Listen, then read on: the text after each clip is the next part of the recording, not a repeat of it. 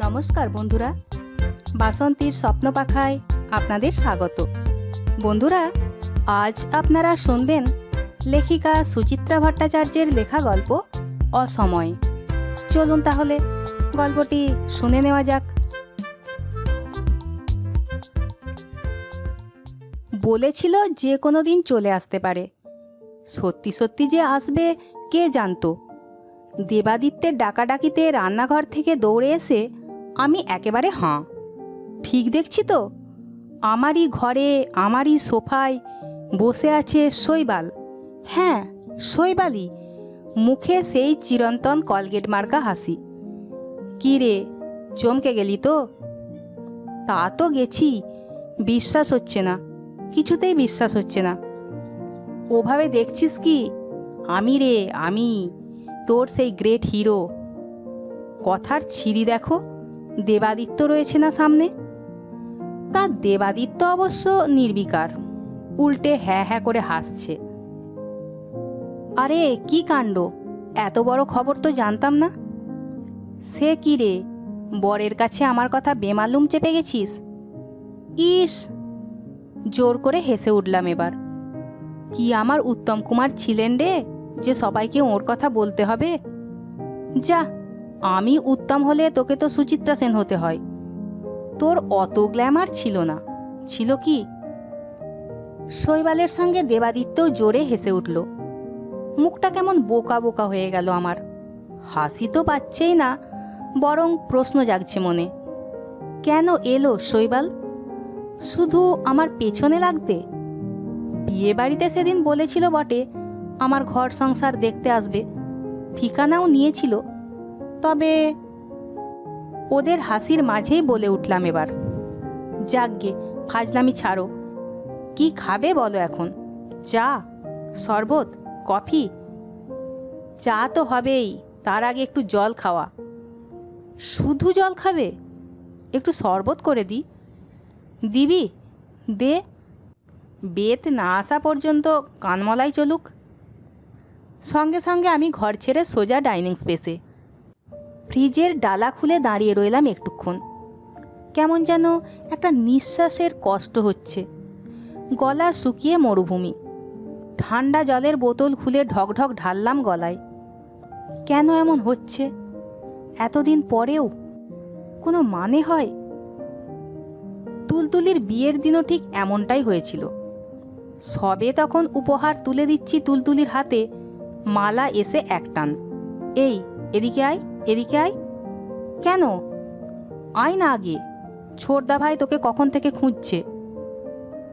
ছোড়দা ভাই শব্দটাতে এখনো এত জাদু আছে কে জানতো। 4 বছর পরেও শিরদাঁড়া বেয়ে হিমস্রোত। শৈবালদা এসেছে নাকি? কবে এলো? কাল, হঠাৎই। আমরা তো ভেবেছিলাম তুলতুলির বিয়েতেও বোধহয় আসতে পারল না। আমার বিয়েতে তো পারেনি, জানিসই। জানি তো, অনেক দূরে উড়ে গেলে ফেরা যে বড় কঠিন। মালা আবার টানল। চল চল, ছোড়দা ভাই আসার পর থেকেই বারবার তোর খোঁজ করছে। তুই কেমন আছিস, বিয়েতে আজ আসবি কি না?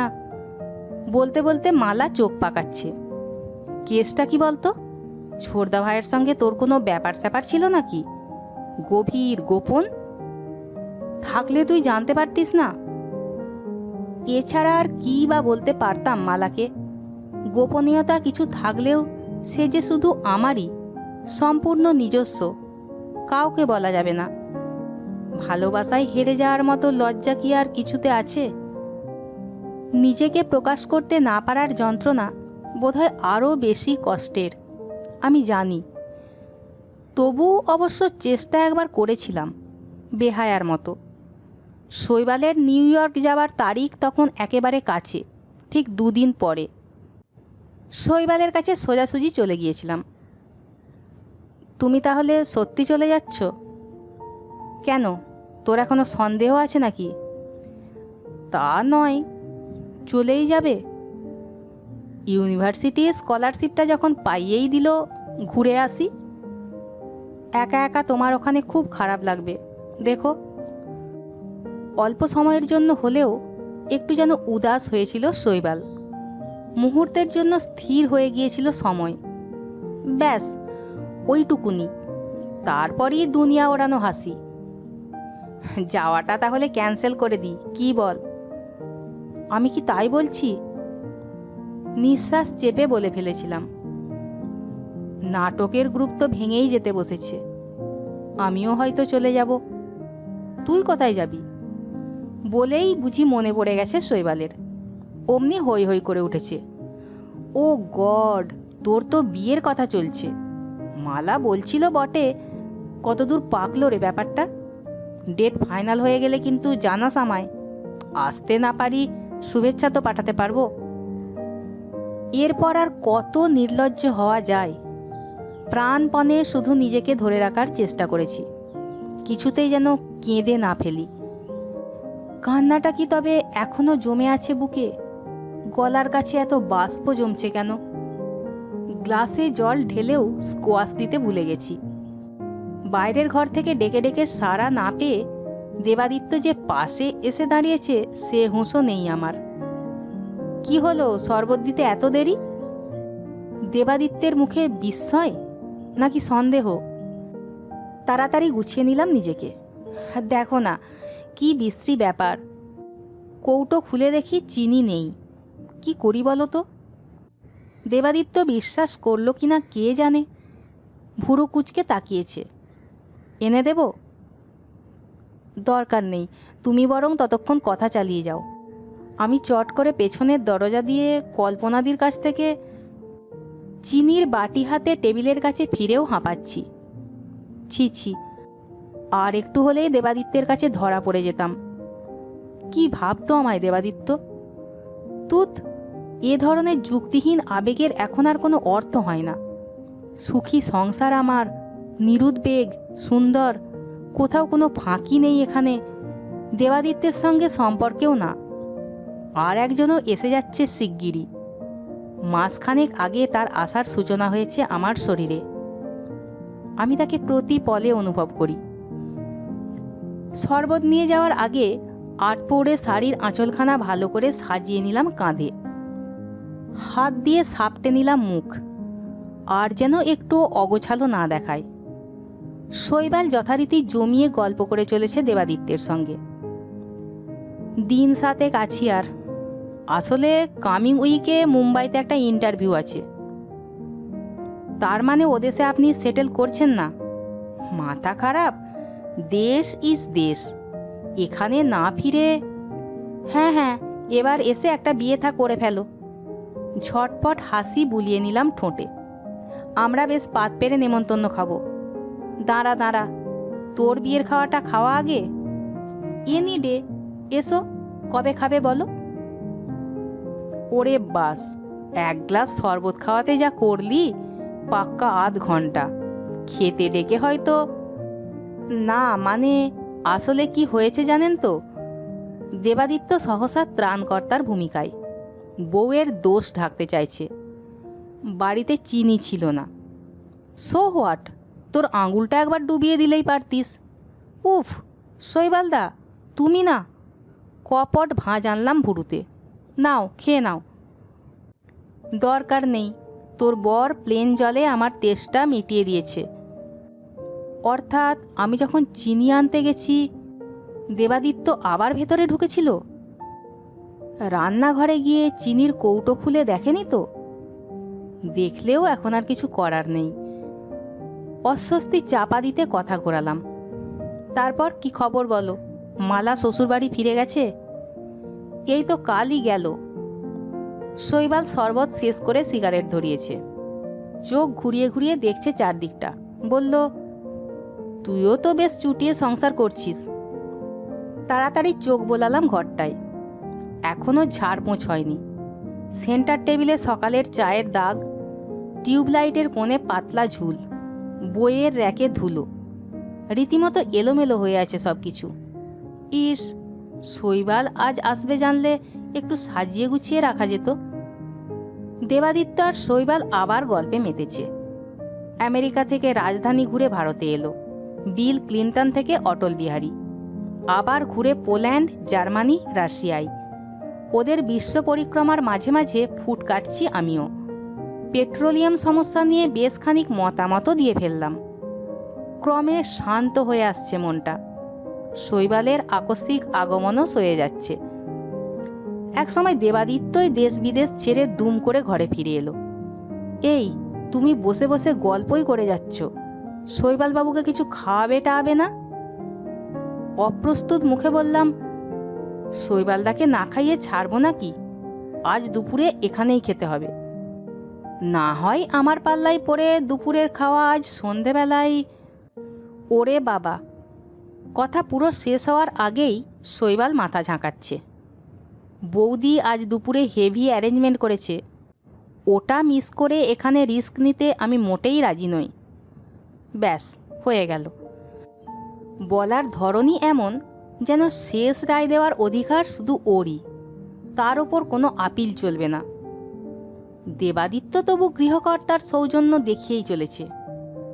ওসব বললে তো চলবে না, কিছু তো খেতেই হবে, প্রথম দিন এসেছেন।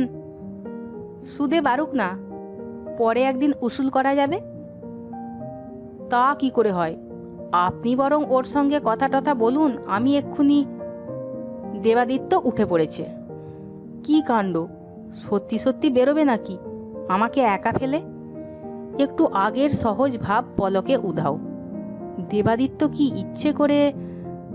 ঝটিতে উঠে দাঁড়িয়েছি। দোকান যাওয়ার দরকার কি? বাড়িতে যা আছে। শৈবালদা, অমলেট খাবে?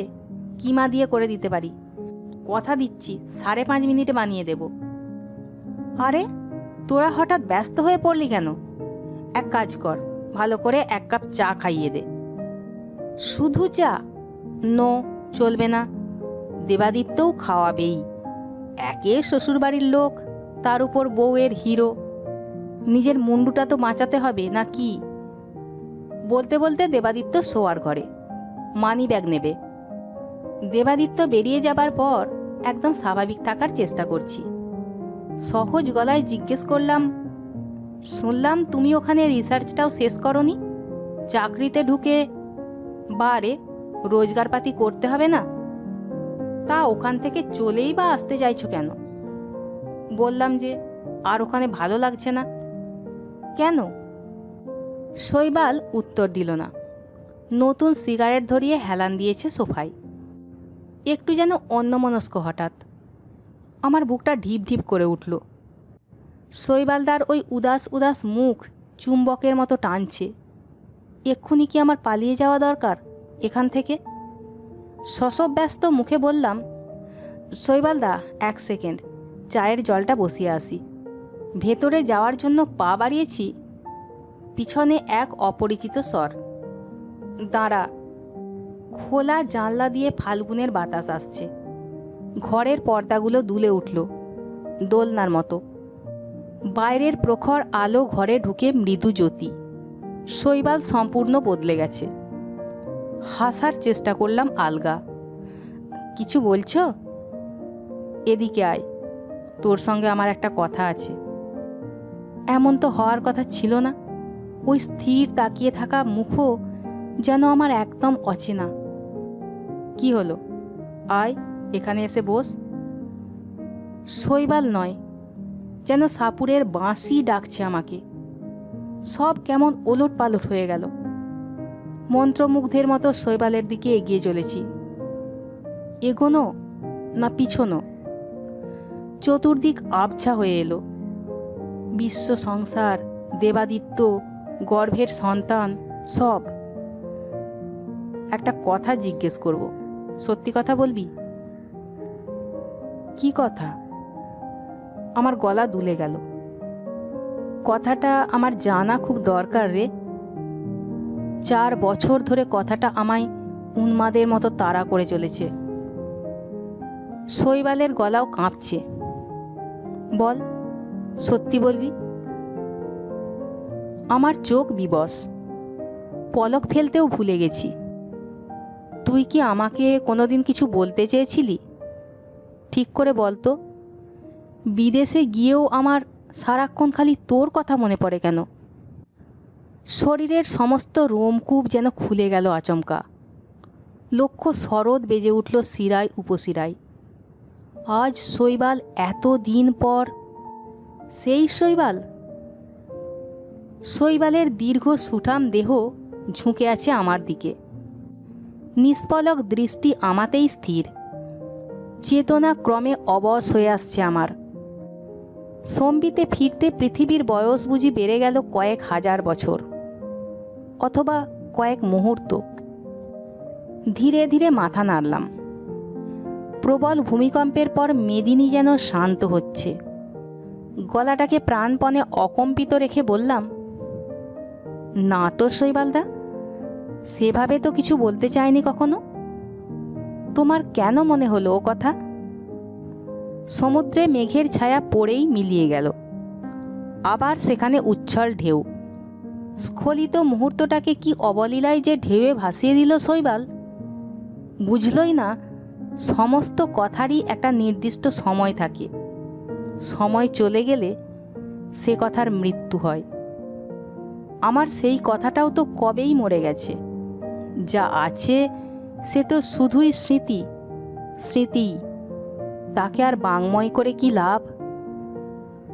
শৈবাল আবার আগের মতো হাসছে। এত কাঁপছিস কেন রে বোকা? তোর সঙ্গে তো একটু ঠাট্টা করছিলাম। আমার 4 বছর আগের সব স্বপ্নই তো ঠাট্টা এখন। মা গো, দেবাদিত্য কেন এখনো ফিরছে না?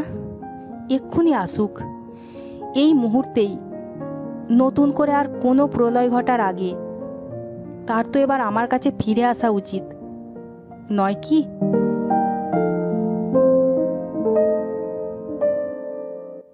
এতক্ষণ আপনারা শুনছিলেন লেখিকা সুচিত্রা ভট্টাচার্যের লেখা গল্প অসময়। গল্পটি কেমন লাগলো কমেন্ট বক্সে লিখে জানাবেন। গল্পটি ভালো লেগে থাকলে এরকম আরও গল্প শোনার জন্য চ্যানেলটি অবশ্যই সাবস্ক্রাইব করে রাখবেন এবং পাশে থাকা বেল আইকনে ক্লিক করে অল বাটনে ক্লিক করে রাখবেন, যাতে গল্প প্রকাশিত হওয়ার সঙ্গে সঙ্গে আপনাদের কাছে নোটিফিকেশন পৌঁছে যায়। আজ তাহলে এ পর্যন্তই। সকলে সুস্থ থাকবেন, ভালো থাকবেন।